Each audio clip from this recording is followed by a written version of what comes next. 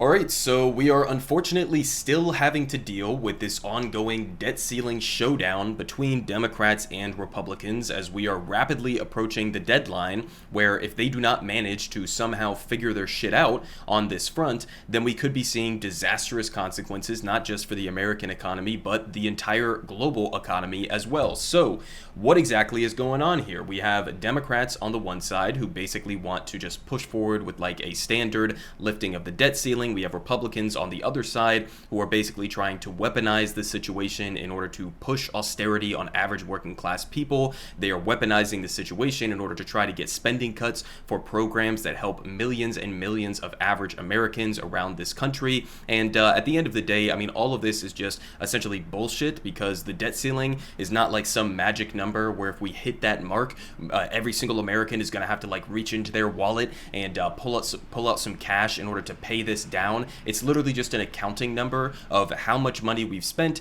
versus how much money we have taken back in the form of taxes and other forms of revenue. Okay, it's just an accounting number. It's not like debt in the sense of your credit card debt or debt in the sense of even state and local debt. The federal government is the producer of the US currency. Okay, they cannot go bankrupt. They are the people who are creating the money. Okay, so this entire underlying force here, this entire underlying narrative that Republicans are trying to push, that somehow the national debt is going to bankrupt the country, it is utterly delusional. It is false. It is not attached to reality in any way, shape, or form. That is just not how federal government spending works. You can have tons of different conversations about what is effective and what is efficient in terms of where we're spending our money. For example, dumping nearly $1 trillion a year into a Pentagon that cannot pass an audit. They failed 5 audits in a row. That is not an efficient or an effective way of spending money. Okay, that's a financial black hole. But other programs like investing in infrastructure or, Medicare or Social Security, things that actually uplift people economically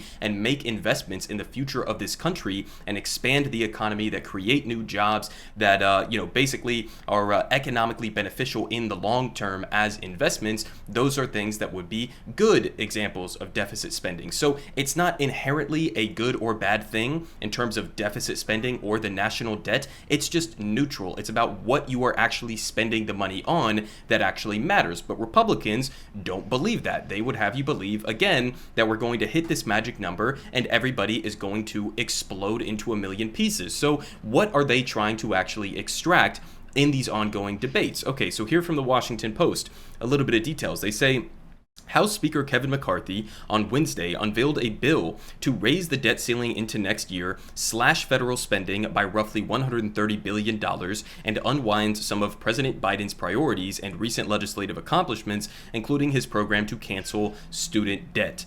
They say the proposal marks an escalation in the standoff between the House GOP majority and Biden as Republican leaders hardened their resolve to exploit a key fiscal deadline for political leverage, even at the risk of causing the U.S. government to default. And I cannot even begin to describe to you guys how much of an absolute disaster that would be if the US defaulted on our debt. And also, it would just be so fucking stupid at the end of the day. Like, really, we're going to intentionally implode our economy and potentially the global economy over what? Because some Republicans wanted to cut food stamps or something like that? I mean, that's literally the stupidity that we're talking about here. They say McCarthy plans to bring the legislation to the House floor as soon as next week, estimating that it will save the government $4.5 trillion over the next decade, which is just a completely made up number, by the way. There's no actual scoring on that. There hasn't been any verification on that. That's just the number that he's put forward, pulled out of his ass, wherever it managed to come from. They say, but its path to passage is complicated. Republicans have 222 votes in the House, so the Speaker can afford to lose only 4 to prevail. And keep in mind, there has been a lot of disagreement within the Republican caucus in the House of Representatives in terms of what exactly they want to cut. And so it's not even necessarily a coherent and cohesive bill that he's putting forward. This is kind of just like the initial bidding offer. But when we start these negotiations with Democrats and with Republicans, right, this is their initial asking offer. And it's not even clear whether or not he even has his entire caucus behind him, which, as I point out there, he's going to need in order to even pass this through the House. They say Democrats, meanwhile, vehemently oppose the measure, ensuring its failure in the Senate. Okay, so obviously there's going to have to be some back and forth, some negotiations that are taking place. They say still, House Republicans believe passing this bill could put political pressure on Biden, who has refused to negotiate out of a belief that lawmakers should increase the debt ceiling without conditions. Based Biden, he's 100% correct. In fact, he came out and he slammed their ideas as wacko notions. Okay, so, a little bit of dark Brandon energy going on there. At least it's not like, Senate Joe Biden from back in the day when he was trying to make cuts to Social Security and Medicare and a whole bunch of other programs. It seems like at least he's not, as of now, willing to get into those conversations. So credit to him for now, but they say repeatedly the president has stressed that the cost of miscalculation are too great because a default would tip the U.S. economy into a recession, and he has pointed to the fact that Democrats repeatedly aided Republicans in raising the borrowing cap, even when the party opposed policies enacted under President Trump, like those massive tax cuts that just ballooned the national debt to give a tax cut to the wealthiest Americans and corporations within this country, okay? That's what Republicans want to do to explode the national debt. They want to do stuff that will benefit their wealthy donors, their wealthy buddies, right? That's what they choose to do deficit spending on. Tax cuts for the rich, okay? Increasing the military budget, all right? So that's what it's not as if they have some sort of like a principled opposition to deficit spending. It's literally just how can I best benefit the people who are funneling money into my campaign coffers, okay? It's that simple, right? So they say, here's what's in the new GOP bill. Raise the debt ceiling into 2024. So they say the United States hit its current limit, set at $31 trillion in January, prompting the Treasury Department to start making special maneuvers to continue paying federal bills and stave off a fiscal calamity. But the Biden administration may run out of options as soon as early June. Okay, so that's basically like the deadline that we're running up here. Obviously, we're in April. We're kind of getting to that point. Not much left. We got a couple months here left, not even a couple months. But here's another graph that they put in here, which I think is kind of useful in terms of understanding how little Republicans actually care about reducing the debt and the deficit. Again, it's just about what they want to do in order to raise the national debt and the deficit. Okay, it's what policies are you actually enacting? Again, it's not necessarily an evil thing or a necessarily good thing in terms of going past these debt limits. It's just about, are you effectively spending this money? Now let's take a look at this graph here. You have Ronald Reagan starting out back in 1980. You had roughly under $1 trillion in national debt. By the end of his administration, it's almost up like 3 times that to $3 trillion. Okay, so he multiplied the debt by 3. Then you have Bush Sr. He takes it up to 4.4. Then you have Clinton, who actually didn't even raise the debt by that much. Now I would make the argument that was because he was also a fiscal hawk. He was a right-wing economic president. Okay, so it's not as if he was actually serving the interests of working class Americans, and in many cases was actually pushing austerity on some of the most desperately needed social programs within the United States. So I would actually fault him for not spending enough during his administration, but he managed to just barely take it up to $6 trillion. Then under George W. Bush, multiple illegal, unnecessary wars overseas, and what do you know? It jumps all the way up here to $12.1 trillion. Then you have Obama. He takes it up to almost 20. Trump skyrockets it again to basically almost like 28, in the upper 20s at least. And then you get to Biden where it is now, where it's at like 31 and a half trillion dollars. Okay, so keep in mind, again, we're tracking here. They have 2 different lines. You have the debt and you have the debt ceiling. Okay, we just continue to raise it. Again, it's just an arbitrary cap that we've continued to lift. And has it imploded our country? Has our government gone bankrupt? No, because that's a completely farcical notion. Okay, the U.S. federal government cannot go bankrupt. Okay, again, there's a difference between household debt or credit card debt for individual people, or even local debt and city budgets and state budgets. Those are all currency users. And if you want a more detailed, not a rudimentary breakdown of how this all works, highly recommend you go and read Stephanie Kelton's The Deficit Myth book. It was like one of the greatest books that I've read in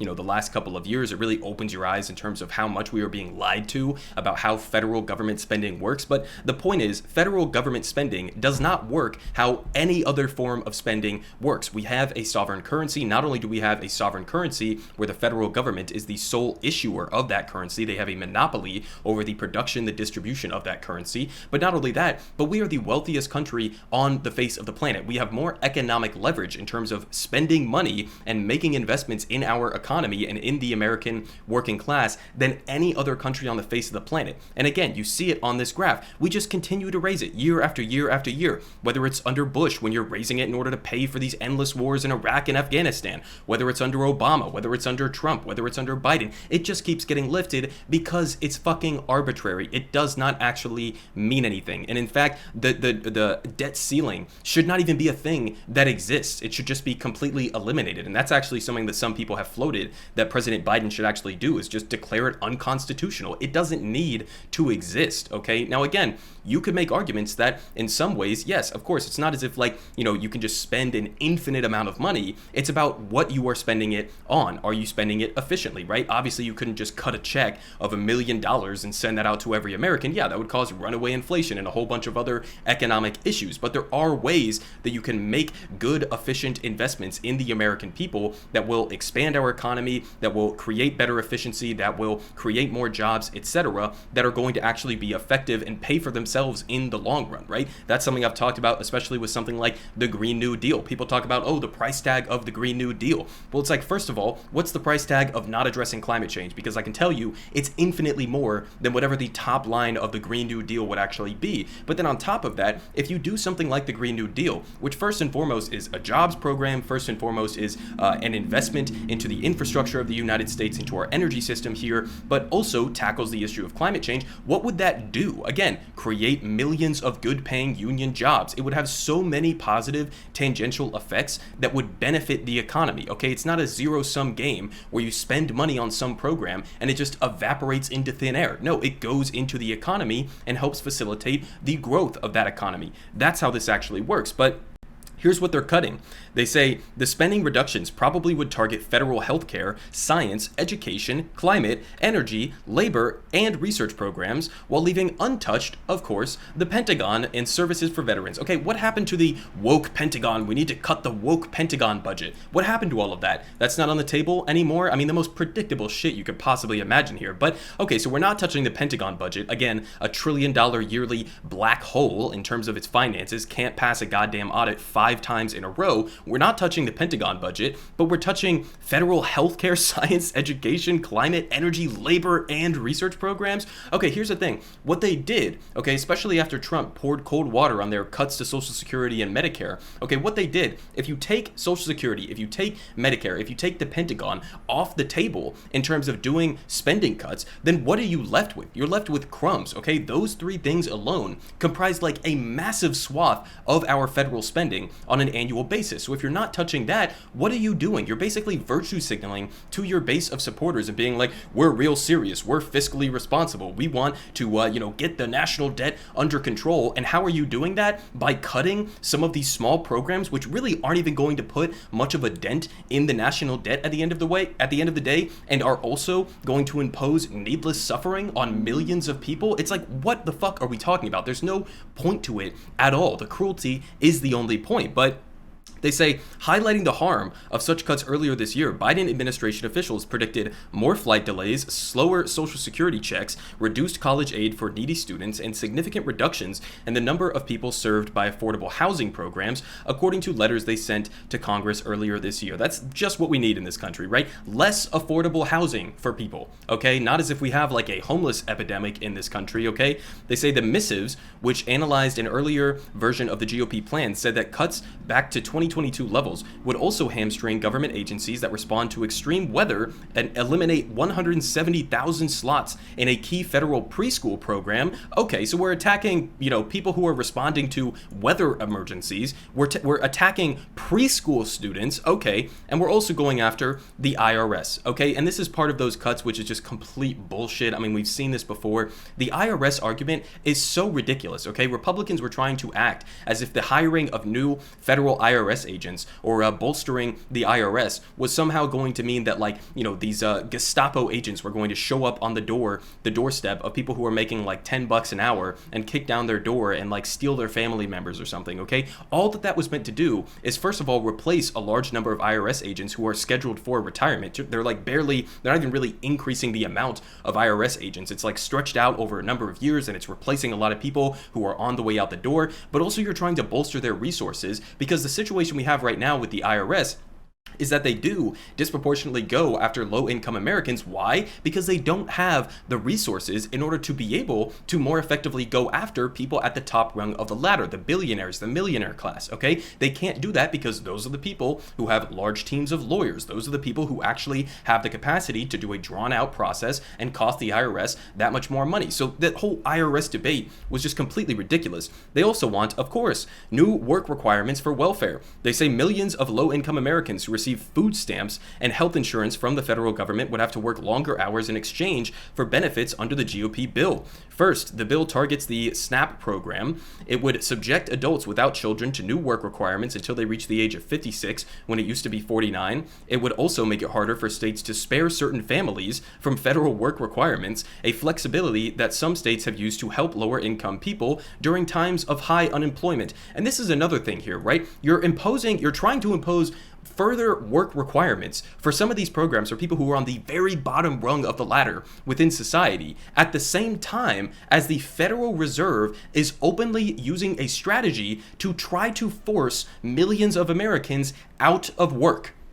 How the fuck does that make any sense? Okay, so we're squeezing people out of this tight labor market in order to try to, I guess, address inflation, even though a vast majority of inflation has just been driven by corporate greed. So we're forcing millions of people out of work intentionally, and then we're going to turn around and starve them of some of those benefits to keep them propped up, to make sure that they can put food on the table and have a roof over their head. I mean, these people are just straight up demons. I mean, there's almost no other way that you can actually, give a good analysis of this. They say, with Medicaid, meanwhile, Republicans proposed a rule requiring low-income recipients of federal health insurance to satisfy certain income or work thresholds. That includes, for example, participating in 80 hours per month in employment or community service. Otherwise, states could remove these enrollees from the safety net program. They say the rules would cover beneficiaries from 19 to 56, with some exceptions such as those who are pregnant or caring for young children. But they say the work requirements may save the government money, but they threaten to come at the cost of millions of families' financial well-being, according to some outside estimates. Analyzing an earlier, different version of the GOP proposal, the left-leaning Center on Budget and Policy Priorities predicted more than 10 million people could be kicked out of the program, amounting to 1 in 4 current SNAP beneficiaries. 1 in 4 people who rely on SNAP in order to be able to feed themselves and their families could be kicked off of that program under this GOP plan. Okay, that's what they're doing. Let's gut science investments. Let's gut research investments. Let's gut, health investments. Let's cut food investments. Let's make sure that preschoolers and their families can't afford to send them to preschool. I mean, what the fuck? I mean, these people it's like they're ontologically evil. I mean, what is even the strategy here? Let's just go after the people who are suffering the most in this country and try to make their lives that much more difficult. Okay, so some other highlights here. They say block student debt cancellation. They're trying to undo the measly half-assed student debt cancellation that the Biden administration rolled out, okay? They want to claw back the IRS funds. Again, completely insane. Repeal green energy programs, including some EV tax credits. Okay, so I mean, keep in mind, I'm a critic of Joe Biden when it comes to climate policy. We saw what happened with the Willow Project. We've seen, him basically push forward with an even higher level of federal leases for oil and gas permits than even Donald Trump. Okay, so we know who Joe Biden is on climate, this so-called historic investment in climate change that was literally written by a fossil fuel millionaire named Joe Manchin from West Virginia, who owns a dirty coal company. Okay, that's Joe Biden on climate change. So you could give a good critique of him from the left in terms of him not doing enough to address probably the single biggest issue facing not only the United States but humanity as a whole, and they're trying to attack even some of those measly programs that were able to get passed. I mean, listen, this is who Republicans are right now. I mean, they're just going full on demon mode. Okay, now listen, again, this is sort of like the first thing that they're putting forward, so all of those things are probably not going to end up in the final passage of whatever the solution is to this debt ceiling standoff. So it's probably not going to be as bad as all of those things put together,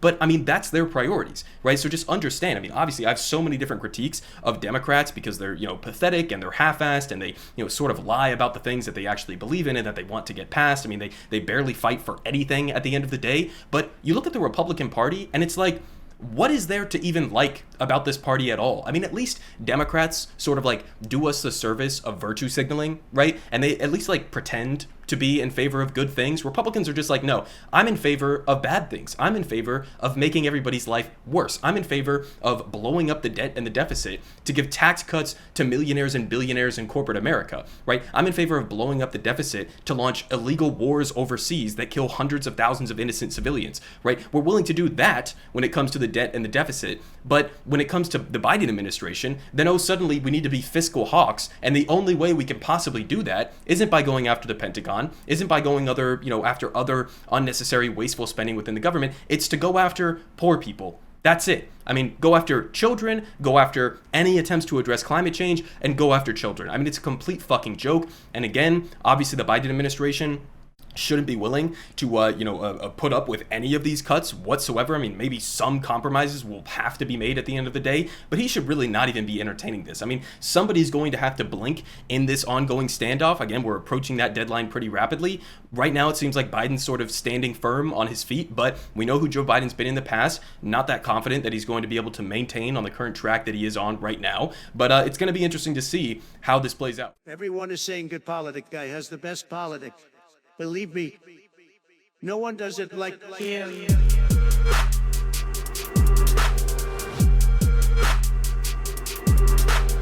Believe me,